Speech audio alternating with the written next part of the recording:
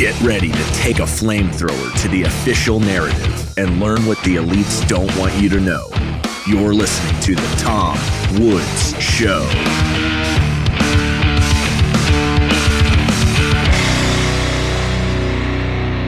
Hey everybody, it's Tom Woods. It's episode 2644 of The Tom Woods Show. And by popular demand, I am indeed releasing an episode on this matter of Pope Leo XIV. I've just had too many people saying, doggone it, you got to do it. And so here I am, joined by the only person you would want alongside me for this topic. And that is the great Roger McCaffrey, whom I have known since 1993. I met Roger. Let me give them the story. I met Roger at the John Randolph Club meeting in 1993, which was a meeting of like let's say the paleo-cons and the Rothbard Rockwell group, and they were getting to know each other after the end of the Cold War. And so I got to know Roger there. So it's been quite a long time. Roger and his wife are godparents of two of my kids, so it's a very close connection. I was managing editor of the Latin Mass magazine, which was founded by Roger for many years. We've had a connection going back quite some time. He publishes The Traditionalist, and he's one of the most interesting people you can talk to. And on top of everything else, Murray Rothbard used to come to his house for dinner because his father was Neil McCaffrey, who hung around with the National Review people, founded the Conservative Book Club, Arlington House Publishers, which published a lot of our great books for many years. So, Roger, I'm very glad to have you back to talk about this. Tom, it's always good. It's always good. And this is, I'm in Rome. I guess you told people that, but yeah.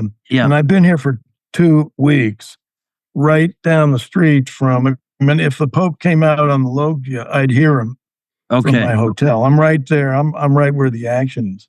Okay. So that's why I wanted to talk to you about this. Now, you wrote a letter to friends and supporters in which you, this is before the announcement, but around the time of the conclave, and you said 2 days before, 3 days. Okay. 3 days.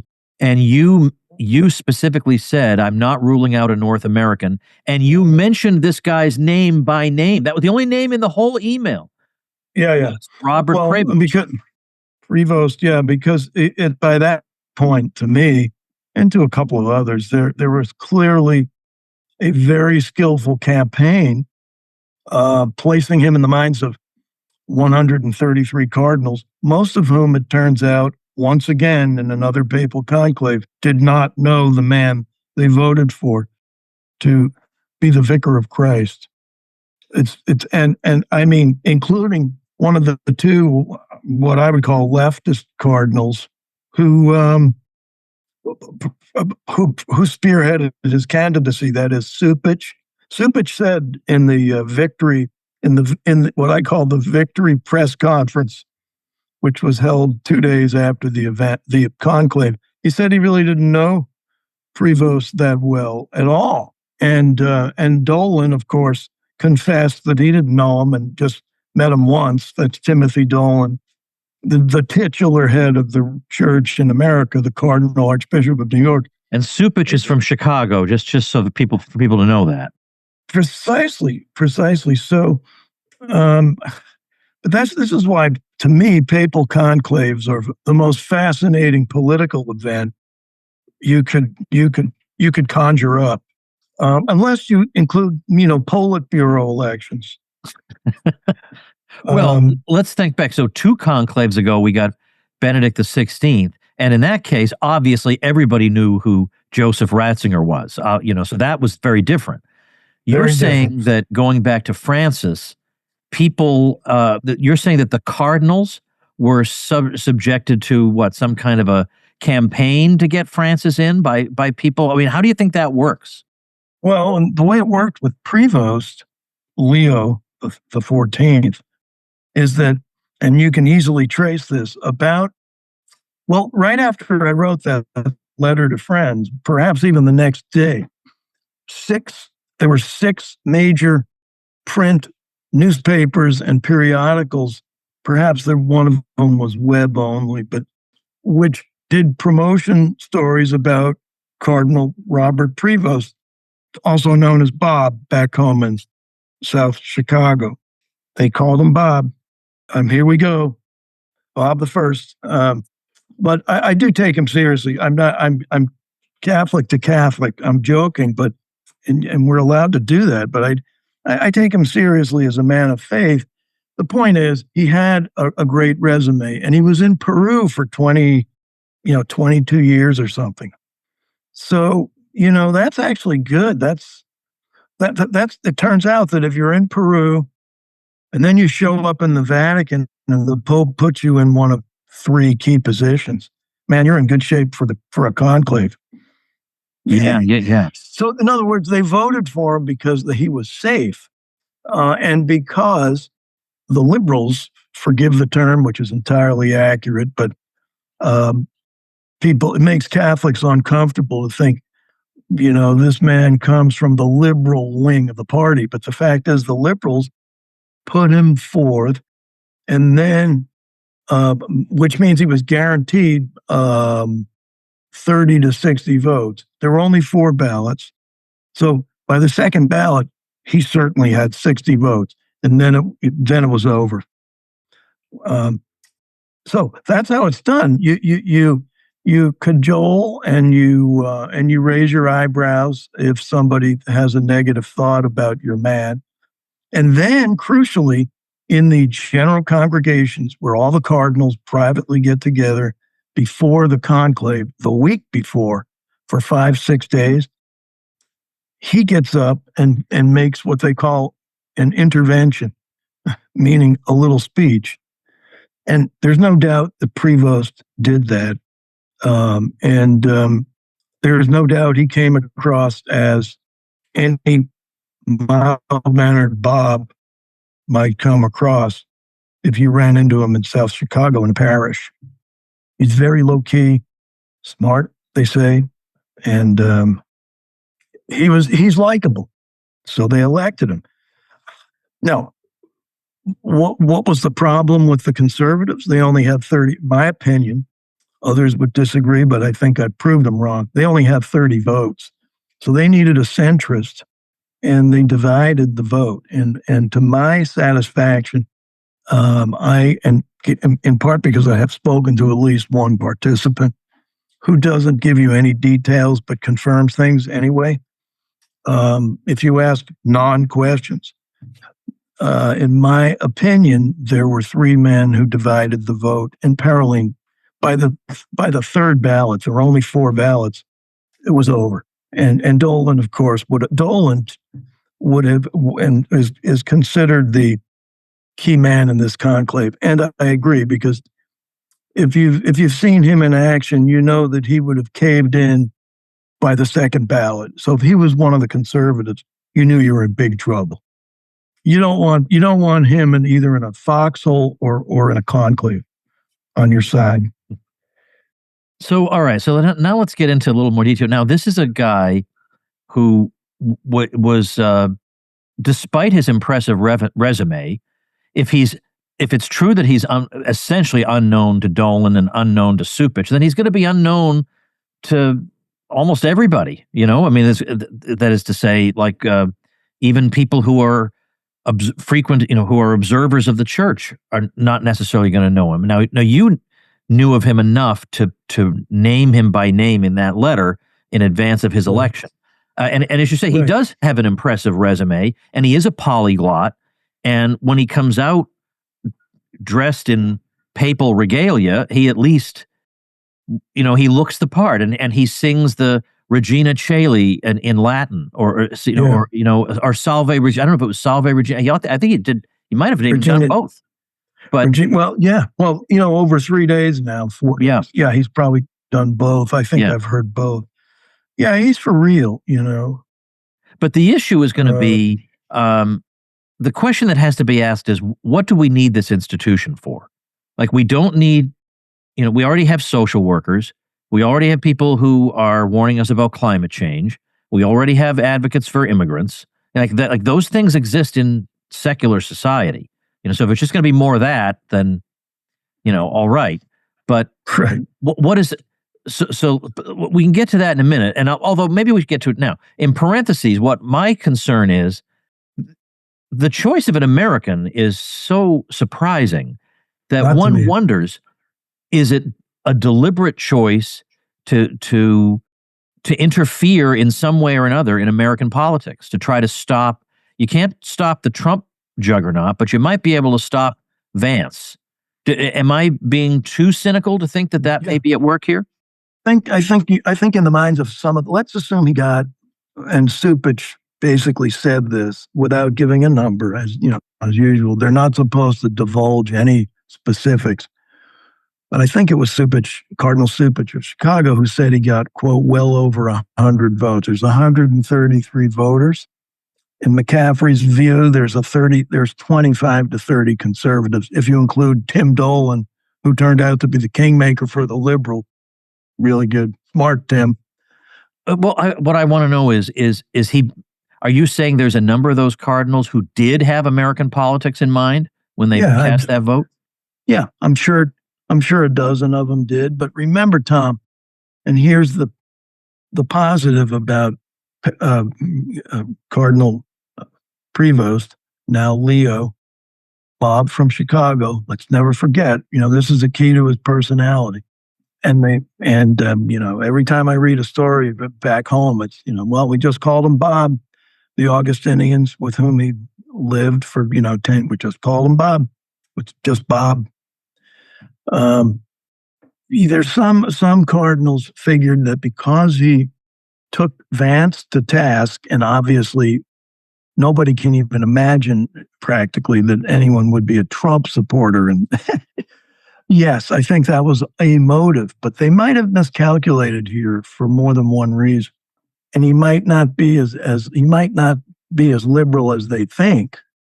And there were three other candidates, in my opinion, maybe four, who were probably more liberal, but they failed very early in the game. So he shot to the top. And from the point of view of a hard left cardinal, and there were 45 of them, in my opinion, he's a moderate to them, despite the fact that he took out after Vance on immigration. He's a moderate. So their motive is mixed, and their motive is also mixed. Yeah. Hey, everybody, have any idea how much I was paying for health insurance for my kids and me, not including my wife, who had a separate policy? Over $3,000 a month. $3,000 a month. Well, we're not doing that anymore. And as a matter of fact, the other day, my business partner sent me a message that made me very happy. He said that he'd finally had it with his crummy health insurance, and he just joined Crowd Health instead. And of course, he used code WOODS. So that means Paul Counts did what the Woods family had done before him. He restored sanity to his health care with Crowd Health. It's not health insurance, but that's a good thing. It's a better way to pay for healthcare through crowdfunding, and a fantastic way to secede from a broken system. So for $175 for an individual or $575 for a family of four or more, you get access to a community of people who are willing to help out in the event of an emergency. You also get access to telemedicine visits, discounted prescriptions, and so much more. You don't have to worry about doctors' networks. Let Crowd Health help with your healthcare needs. Get started today for just $99 per month for your first 3 months. Go to joincrowdhealth.com and use code WOODS. Crowd Health is not insurance. Learn more at joincrowdhealth.com. That's joincrowdhealth.com, and remember code WOODS. Well, they dug out a clip of him saying, not as Pope, but within the past several years, something along the lines of, look, mass migration is a big problem, and it's got to be fixed, and everybody recognizes that. I'm just saying that in the course of fixing it, we have to remember that we are dealing with human beings after all, and they should be treated like human beings. So we all can agree. Yeah, I mean, like the tone of that is different from how Francis would have said that, to say the least. But Francis was, practically on psychotropic drugs, it turns out, for years. So there was no telling what this guy would do. Now it's coming out, and I mean, there's a book to be written about him. That's a separate issue. But everyone in the conclave considered him. By the time they got to, everyone considers him a real embarrassment and a big problem. And his name came up as a problem, as far as I can tell from things I've been hearing, several times in the general congregation, the meetings of cardinals. Yeah, they all said, well, we have to have continuity. But he was a problem that they had to deal with. And Bob Prevost was perfect. He's a perfect antidote in that sense. The personality is radically different. You can tell. And he's a gentle guy, but not too gentle. Yeah.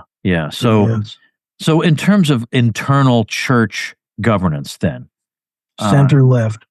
Okay. So what does that mean does that just mean status quo for the life of the church, or what under Leo?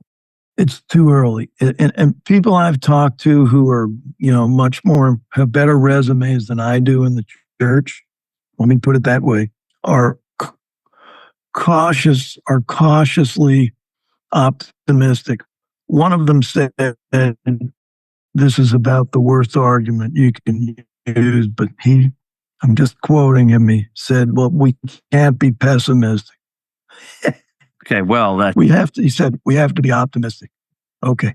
That covers me when I cross the street or get in my car, pretty, anyhow. And another one said, I knew him a little bit.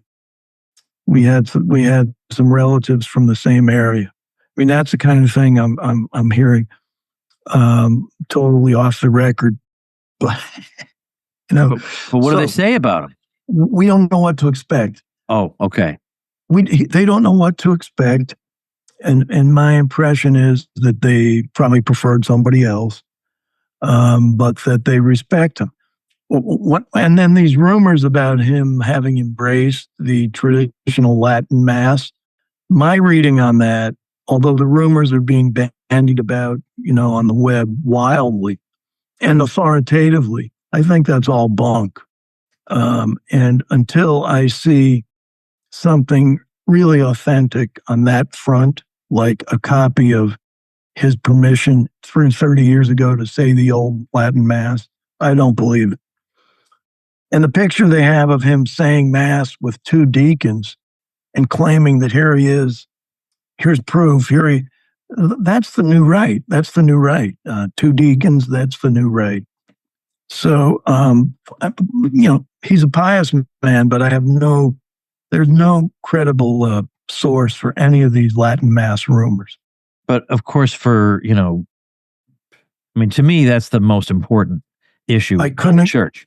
I couldn't agree more. By the way, though, that's one of the few areas why we need a pope. We don't need another social encyclical, in my opinion. And but we do need somebody to settle disputed questions. Now you're going to say they started the fight. Well, Pope started this fight. Yeah, you're right. Yeah, but therefore only a Pope can fix it. But we thought Benedict XVI. I mean, Benedict XVI released what was very authoritative language and made very clear what his opinion was, that this liturgical reform was botched, and that there's no reason people shouldn't be able to have the old Latin Mass, and enough is enough. And then Francis came along and said, nope, right. That's he accuses people of having a psychological disorder because they like the liturgy of the church back when life was, 10 times more civilized. You're right. Well, but Pope Ratzinger also said that the church never abrogated this Mass. Yeah. And the way he worded the liberation document, let's call it that, was such that it was so broad that he almost was saying, I really don't have the authority to prevent a priest from saying this Mass. By the way, with regard to Francis, I would say most of these cardinals, from what I've been hearing, regarded him as mentally unstable, indeed as psychologically unfit. I'm not kidding. I mean, it's really rapidly gaining acceptance that this guy was a head case. No kidding. But yet, will I be able to write an op-ed on this for the New York Times? I doubt it. But I mean, you will see this theme in the years ahead. Well, which will obviate a lot of the crazy things he did. But back to the Mass question, I couldn't agree more. The Mass is the heart of the Catholic life. Everyone has to go there to obtain grace.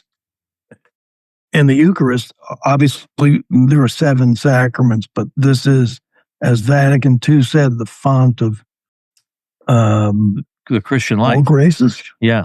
Yeah. I mean, the liturgy is the font. Yeah. And it's fundamental. So anyhow, let me crystallize it. One insider who was in the conclave said he would be very surprised if the new Pope suppressed the traditional Latin Mass. For what it's worth, that's what he said, and he wasn't. He's really, I consider him very objective.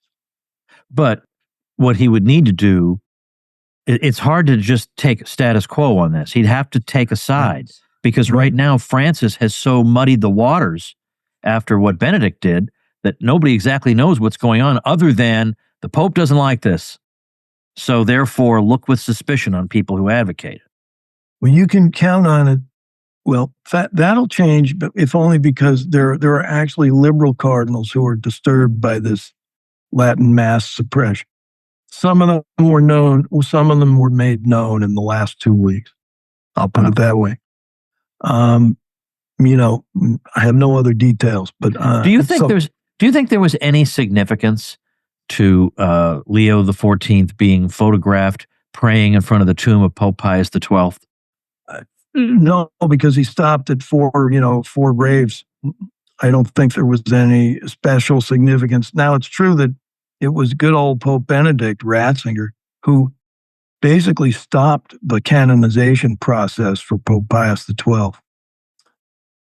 It seems to me that what now Bob of Chicago, now the Holy Father, was stopping at the graves of the popes who influenced his own life in some way. I don't know where Leo XIII is buried. I think he's upstairs. I think he's in St. Peter's. But in any event, these others are down. I think John, anyway, he stopped at all of these. But it wouldn't have surprised. It wouldn't have surprised me if he had just visited the pre-conciliar popes. That is to say, the post-conciliar popes. Right. Yeah, but he's not that way. Here's the thing, Tom. We use the word liberal. I would consider him a center-left candidate in the vaguest term I can find, because he's a pious, real man. I mean, he's a real Catholic. There's no question about that. But here's a man who registered to vote in the Republican primary. He cast an absentee ballot. We cannot consider him Cardinal Hollerich of wherever the hell, but Hollerich is a total leftist. That's not Prevost, and he's guileless. This to me is also an important factor. Some liberals, especially 60s liberals, are kind of guileless. I have you noticed sometimes, you'd love to sit down with them. You can have a conversation. And I mean, I've known several like this in my life. These are the old style liberals. And he's one of them, because if you're voting in the Republican primary, you're not thinking of yourself as the likely next pope. Yeah. You're not. He simply was not positioning himself.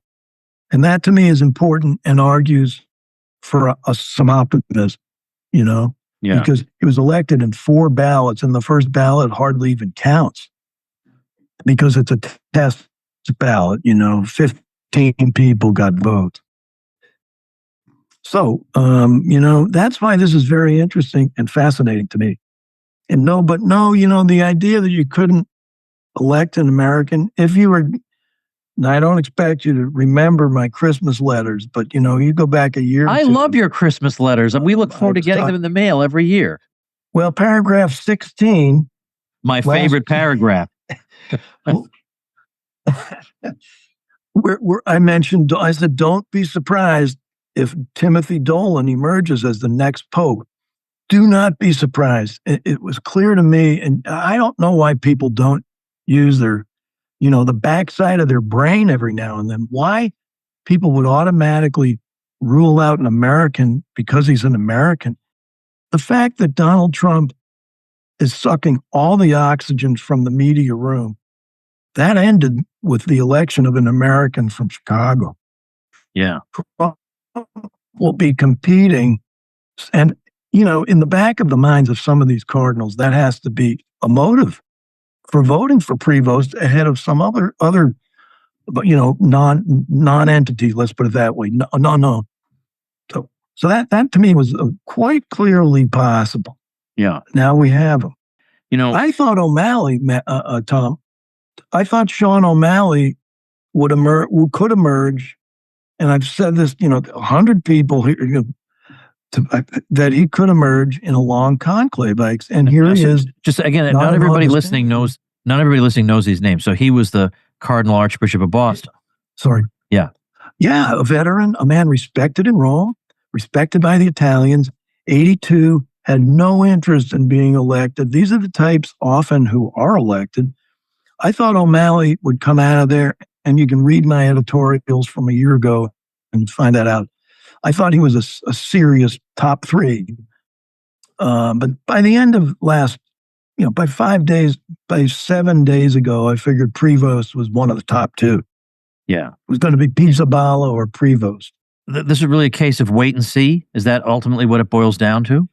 Yeah, and in part because of these little indicators that he's really a sincere and unafraid of Latin per se. Yeah. Using Latin here and there, doing some traditional things. I mean, it's early. It's personnel that's going to decide our fate week to week and month to month. But, he's the one who chooses them. So we have to wait and see what he does. Yeah. Now, but if Francis put him in charge of helping to figure out who should be named as bishops, I mean, how is it possible for him not to be in some way simpatico with him?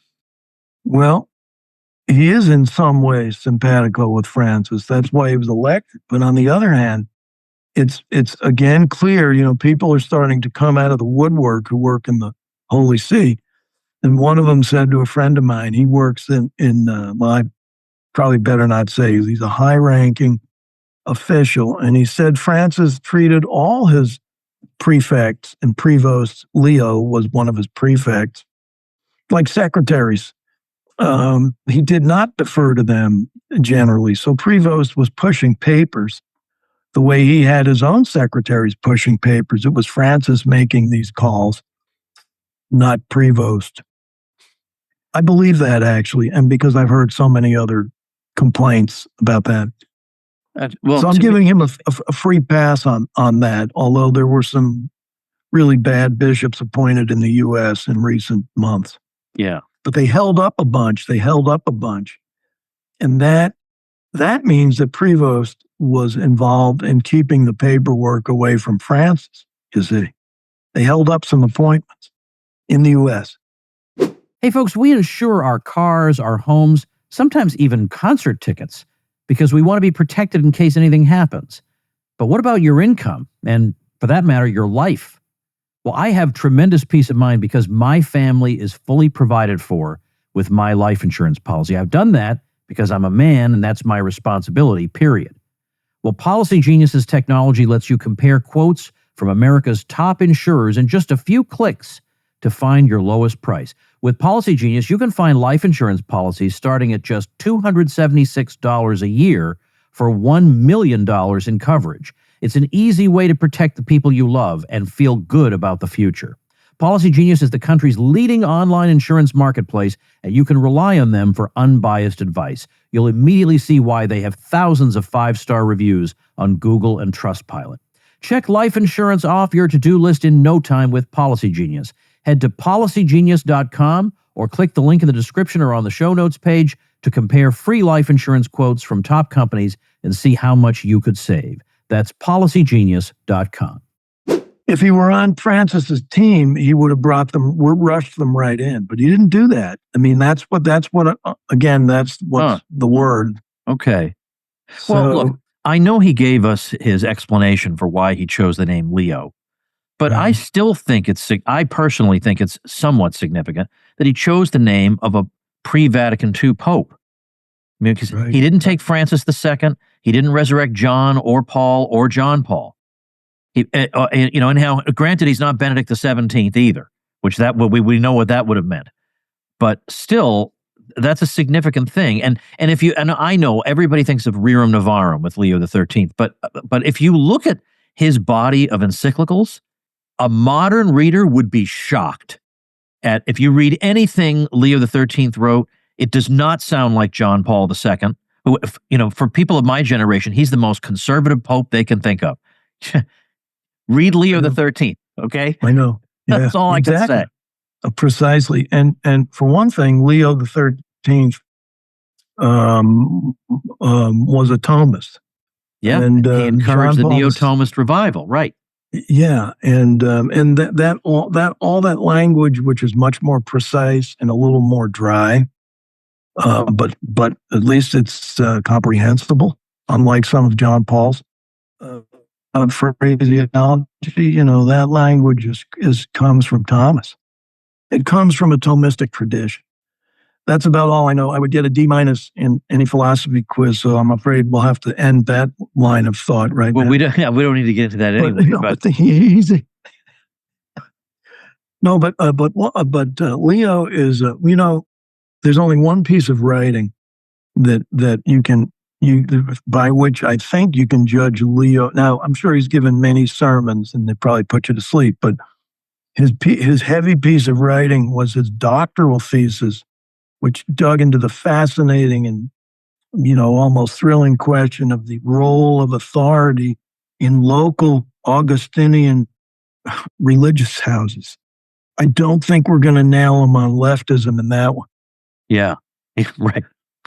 But you're right about your Vance point is right, and all I can say about it is, if you're going to be disappointed by somebody on the immigration question, I can pretty much guarantee you it's going to be a clergyman. Yeah. No kidding. They're hopeless, and they're not cutting the checks.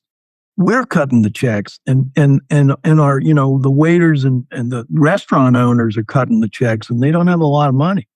They're cutting the checks, not the Supreme Pontiff. So in a way, I mean, unless he's malicious about it, we can just all agree to ignore him. We know in advance he's going to be wrong on that. Yeah. But your point about what use is a man? What use is a left-wing pope generally? What use is a pope who allows his own tradition to be attacked? Tom, all or I can attacks say it himself, Roger. Attacks it himself. Precise. Well, yeah. More to the point, attacks it himself, and that there's something in the Gospels about men like that, and they have to be judged. All we can do is avoid them as much as possible. I don't have easy answers, but as Muggeridge said once about the papacy, he was struggling with that, Malcolm Muggeridge, but he wanted to be a Catholic anyway. And she said, after all, you need a head. I think I said something like, well, we were conversing on the air. And I think I said something like, well, and Davies was with me, the traditionalist writer. I think I said to him, don't you think it's obvious that the Pope, when he speaks ex cathedra in limited circumstances, has to be considered infallible? He said, well, I wish I could believe that. This was when he was converting, but he added, after all, you have to have a head man. And I mean, it's just, you have to have a head man. There's a head man for everything. There's a head janitor down at the college, It's not rocket science to accept that the papacy is there for a reason, or that Christ instituted it. It takes more rocket science to pretend, though, that they're all wonderful and holy and, acting in our best interest when we've just gotten through 12 years of a near psychopath, one of the most bizarre figures in the history of the church, without a doubt. So let's stop pretending there's anything to him. But I think there is something to Leo. I just am unwilling to be upbeat until I get a little more data. But I do credit him, and I take his lead in a sense, in a limited way, for having faith. But you have to live that faith if you're the Pope. You don't get to just talk. You make decisions. And if you're going to persecute Catholics or allow it, who just want to go to the traditional Latin Mass, which he grew up as, heck with him. We deal with him as little as possible, but doesn't mean he's not the vicar of Christ. It means he's a bad one. Yeah. But I think you'll see some, I think, and others agree with me, that we will not be disappointed on the Latin Mass matter. Well, it'd be nice if somebody would just resolve it once and for all, and we can move on. And it actually has been resolved, except that we had Francis come and ruin everything. And we had peace, as you know. We had liturgical peace. Yeah. Then Francis started a war. Yeah. I feel like St. Pius V resolved it, in 1570, so, shouldn't even be coming up at this point, but. I agree. But, all these papal documents that are legal documents, but how else do you do it if you're Pope? You have to have a legal document. But so a succeeding Pope can change such documents, but they still have power. Quo primum 500 years ago still has immense power, and so will Summorum Pontificum. Your book, your little book you wrote on that, I think Sacred Then and Sacred Now, it's called, taking some of the language that Benedict used. Yeah, subtitled, I think, The Return of the Old Latin Mass. Or Why Benedict? Well, no, that's one of the chapters. One of the chapters, something like Why Benedict Did This. Yeah. Because I published it, I'm proud to say. I've that needs to be in print. The man down the street from me here needs to get a copy of it. It's conceivable, he's seen some of this, really, honestly. And now and then I get the feeling that either he or one of his brothers, Lou or John, might have seen something. Have you seen the interviews with these two guys? I have not. No, I haven't. Oh, you have to. And they're so Chicago. No, you have to. There's a couple of things Lou. Now, they hadn't figured out yet that there is a guilelessness. They hadn't figured out that you do not talk to the press before you check in with your brother, the Pope, to see if he wants you to. So here, the press got to them, and John. Now, Lou is down in Florida. He's just totally relaxed. He's enjoying the whole thing. John's a little more reflective, but they got to John, and the Pope had been trying to call John in the basement app. Now, John was talking to them up in the living room. So John decides, and I'm going to take you. So he takes the reporter down to the basement, and he gets out his iPad or whatever it is. And he says, oh, look here, he's been trying to call. That's Bob. His brother Bob has been trying to call for 2 hours. So he hits the call back, and Bob, the Holy Father, gets on the phone. And this is so Chicago, he says. He doesn't say, oh, hey, John, boy, no, the first words are, how come you're not answering your phone? So, this is a different papacy. They're all a little different. This is not Francis. He's not a confirmed, he's Orthodox, there are lowercase o for people who might get confused. Yeah. He can't be accused of heresy. Now, he was trained in the 60s and early 70s church. So all the vocabulary is from that era. And the vocabulary tends to be vaguer than it needs to be. It's as if you're talking to Murray Rothbard and you ask him a question about the Fed and you can't get a straight answer. Imagine how that would feel. Well, that's the way I feel when I hear a Pope, even no matter how fresh and new he is, get up there and say, we're all, God loves you all. Well, he might not love some of the people who, you have to be in a state of grace or you're not the same in God's eyes as those who are, plotting murders and stuff. Come on. And that's what I mean about vague language. And he has some of that in him. There's no question, but that's not heresy per se. It's He's a just good insipid. man. There's a lot of insipid stuff that's come out of the Vatican over the past 50 years. Like sports are important for mind and soul. And like, okay. Well, I don't think Bob of South Chicago is going to be writing an encyclical on, cigarettes or something. Smoking, an anti-smoking encyclical. Which, why wouldn't have put past Francis? He didn't live long enough to get to that. It is somewhat interesting to observe the papacy in the modern world, because we now are in the period of history in which a pope would have had a high school yearbook with his yearbook picture in it. And we have that. We have his yearbook picture. Or it could have been a college yearbook. I don't know. But we have his yearbook picture, and it's just so odd. There he is with coat and tie, probably not thinking to himself, someday I will be pope. Right. Although his neighbor said that to him. His Is that neighbor so? told him that when he was 10, but I'm unmoved by that. Yeah. But I'm actually disconcerted. I don't want to see my Pope's high school yearbook, but here we are. Here we are. We're going to have to. Yeah. It's completely strange, but so within the realm of possibility and so explainable. The other thing is the Vatican's running. The Vatican's $1.5 billion in the red, and most of these cardinals most European cardinals, you can deny that you're not. You can say I'm not worth $10 million, but they don't believe you. If you're an American, they know you're wealthy and they know you can pony up, and that was a factor in his swift election.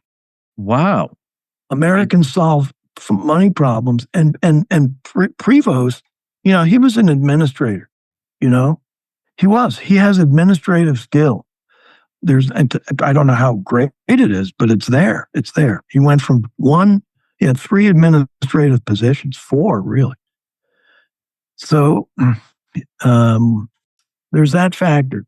It's an important factor, and that's why I thought someone like O'Malley might come out in a deadlock. Instead, we got Bob from South Chicago. Yeah, who is now, and just like that, I was over in London when we got the news, and I looked at and I mean, I don't observe. I'm not much of an observer as you are, but that did surprise me. It did surprise me, but yet I thought the fact that I haven't really heard his name is a 15% relief, because I've heard all the terrible names. And if somebody has remained somewhat anonymous, that's, in this day and age, I'll take that. I agree with you. And it's part of the reason I think we really have to wait. I say 6 months, but if he can't take care of a couple of problems in 6 weeks, then we should start to worry. Because there's some personnel who are really depraved, who need to be removed from the hierarchy at the Holy See. No names needed, but they're really messed up. They don't belong. One belongs in probably in a minimum security prison. Okay, well, I'll get the details on that from you later. But in the meantime, now you have, I would say, almost taken pride in essentially not being online, right? I mean, like you have been resolutely a print magazine, mostly offline kind of guy. So when I want to tell people, if you like Roger McCaffrey's commentary, here's where you should go, I'm not exactly sure where to point them. Well, we're refurbishing our website. I'm very proud to tell you, we're moving it into the early 21st century. I don't want to jump ahead too much and get to the mid 20th century. But anyway, the magazine's not available on the web, but they can email me at cxpeditor@gmail.com, and I'll take them where they need to go. I'll at least have someone send them some things, and some magazines, some back issues or whatever. Being on the web every day, you can do it. You're unique. Everybody knows you're just a brand, and they can rely on you. But I assure you, if I were on the web 5 days a week, I would be reviewed as somewhat unreliable. I could not come up with enough good, useful material. So I'm not going to do that. That's really why. And then you're forced, in my case, to find things to write about that you might not write about if you had a month to think it over. Yeah, I don't. That's really my. Now I know that in the end, publishing will probably be eradicated because of the web. So I will not have a job. There'll be no print publishing. I don't. There's all. I mean, these days you find people who want to get vinyl records for and for an LP player. Like there are people like even that's coming back. The most hideously inconvenient technology. You've been in my house, but you probably didn't notice my at least 1,000 LPs. Yeah. Okay. There you go. My father's wonderful, classical jazz collection. I've got them. I'm there, man. I'm there. Well, and let me say before people write me angry notes, I don't mean that people shouldn't like these things because it's inconvenient. I mean that despite the inconvenience, people would rather have the old school. And so there'll always be those people, and in this age of AI, Roger, where AI can do everything we can do, I still feel like, there will always be people who want to read a novel written by a person, or watch a movie that features people, I'm old-fashioned enough to think there will always be people like that. This brings up another point. But now that you mentioned that, he's right. Leo mentioned a couple of days ago, as part of his motivation, after his brother Lou told him not to pick Leo because the 13th is an unlucky number. Lou informed the press, but then he said, but I guess he went and researched it and realized this Leo the 40 would be Leo the 14th. That's a level of, anyhow. He mentioned that he sees, and I agree with him, it's mandatory that the church respond. It won't be infallible, but respond to the AI revolution, which he compared rightly to the Industrial Revolution. In fact, it's double it's much more serious in a way than the Industrial Revolution. The AI itself. Example, you could take papal encyclicals and write a new one using AI and present it to the world, and most people wouldn't know the difference, if you see what I'm saying, and it would be completely dishonest. I'm just saying that, giving you a while, AI is a problem. Well, there are pros and cons, because the funny thing was, I think this is one of the best observations about it, was that we used to think that AI might be able to do some of the drudgery that we don't want to do, so as to free us up to do creative things. But now people are using it to do creative things, but that's what human beings are for, right? Well, otherwise, What are we for? Like, why are we here? And I keep saying, as I've said, even if AI could write me a great novel, when I read a novel, I feel like making a connection. I would never want to write a novel. I would be terrible at it. But when I read a novel, I'm making a connection with another human being. And so I'm not really asking what is in principle the perfect novel. I don't really want that. In the same way that when I go to a running race, I know that if we replace the human beings with cheetahs, I would watch a faster race. I know that. But see, notice I'm not there primarily for speed alone, am I? Because then we could put all these members of the animal kingdom on the track, and I would get more speed. It's not just speed. It's also, I want to see members of my species exerting themselves to the greatest extent and celebrating that. And that for me holds true through all these areas of human accomplishment. Yeah, I know probably a computer could do a better job at A, B, or C. Now, if A, B, or C are things like adding up a lot of numbers, I have no problem with that. But if it's, I'm going to make you a whole movie from scratch, well, I don't know, man, I'm old fashioned. I want to watch a movie conceived of by people, starring people, Right. Right. Well, and first of all, I would like to be AI czar, because then I could outlaw half of the AI material. But that's another matter. I've always believed in free market dictatorships. Well, I know that I'm going to get me in big trouble here. But anyway, the other thing to remember, one other thing when forming an opinion about Leo is, he was, and the priests are telling me this now, left and right here. He was a religious, and he was not a diocesan priest. He wasn't stationed at parishes where he would live the way most priests live. He lived in a religious community. They tend to be isolated. And even in Rome, he tended to be more isolated. And so the cardinals didn't get to know him. They just knew his resume. Yeah. So he really is a blank slate in a lot of ways.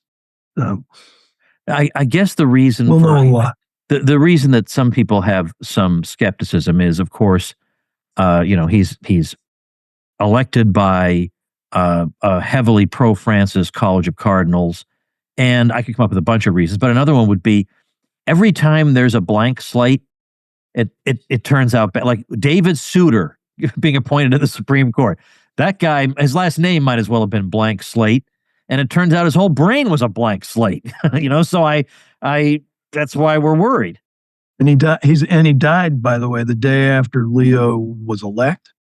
David Souter. Yeah. Died. Yeah, I thought I was going to. I had a friend here from the U.S. politics. I was going to say to him, "This is the David Souter candidate." Yeah, Bob. Yeah, Bob Prevost. Will he turn out to be a David Souter? That's what remains to be seen. I don't think so, but it's a fair question, and it could happen, and that would be very unpleasant. But on the other hand, Roger, I would take David Souter, I guess, over Sotomayor. if it came down to those two, right. So right. But was there ever a day? Well, yes, and I agree. But was there ever a day in your life that you woke up saying, "Thank God for David Souter. He's on the bench and he's there, looking out for." He was a contemptible person, frankly, utterly contemptible. And so were the people who promoted him in the Bush administration. That was just contemptible. But we're now going far afield. Yeah, look. You and I could have, if we were not talking about popes, the other things we'd talk about would let's say would entertain people. Well, Roger McCaffrey, it's late where you are. Thanks for joining me. Thanks, Tom. Good to see you. It's the only time I get to see you. Maybe I get to see you in Florida, but then I don't go to all the celebrations. Well, we'll see what we can. We'll see what we can do about that. When I get up to New York, if you're up there in the tri-state area, I don't know if that includes your home state. I won't go to the city anymore. I won't go to the city anymore. So forget it. Oh, so I got to get on a train to come see you? We'll work it out. All right. We'll negotiate. Well, Roger, thanks again. I appreciate it. Okay. And thank you, ladies and gentlemen. Make yourself and those you love less vulnerable to the regime, both mentally and physically. Get more forbidden information at tomsfreebooks.com and be sure to subscribe to the show wherever you listen. See you next time.